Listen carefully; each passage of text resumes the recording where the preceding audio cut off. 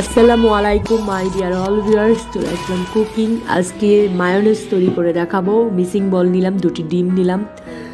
Mixing বলের মধ্যে যে কোনো একটা মিক্সিং বল আপনারা নিয়ে নেবেন, তার মধ্যে দুটো ডিম ছেড়ে দিবেন, দিয়ে জাস্ট এর মধ্যে অ্যাড করতে যাচ্ছি 1 চা চামচ লবণ। কম বেশ করে নেবেন, এটা আপনাদের পছন্দ মতন।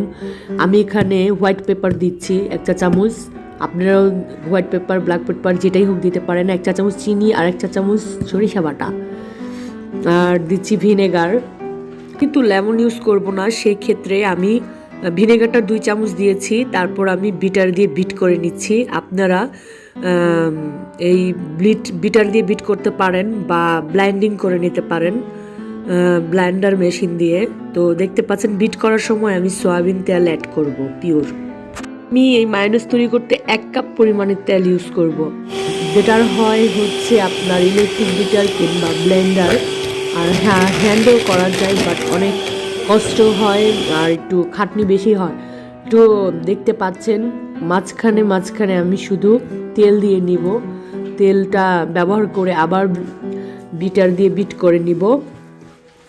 তো দেখতে পাচ্ছেন এইভাবে করতে করতে যত পরিমাণের বিট করব সেটা মায়োনেজে পরিণত হবে। তো দেখতে পাচ্ছেন আমি কিন্তু বিট করেই যাচ্ছি, আর মাঝখান দিয়ে সাথে সাথে আমি তেল ইউজ করছি। আমি তেলটাকে একেবারে দেব না, আমি 3-4 বার অল্প অল্প করে দিয়ে দিয়ে বিট করে নেব। তো দেখতে পাচ্ছেন হাতে হোমমেড মায়োনেজ। এই মায়োনেজটা আপনি রেখে খেতে পারবেন, আর আমি ভিনেগারটা একটু বেশি দিয়েছি, যার কারণে একটু ভালো থাকবে আর বেশি সময় থাকবে।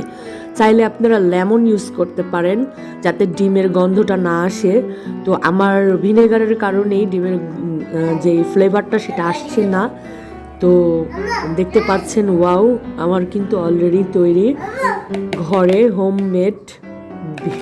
Homemade mayonnaise.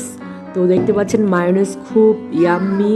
এটাতে আপনি স্যান্ডউইচ বানাতে পারবেন, বার্গারে অ্যাড করতে পারবেন, পিৎজায় অ্যাড করতে পারবেন, যে কোনো কাজে আপনি কাজে লাগাতে পারবেন।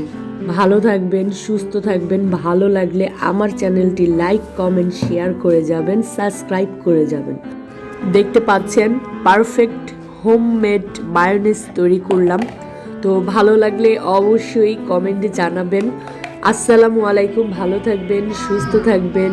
আসসালামু আলাইকুম, বাই।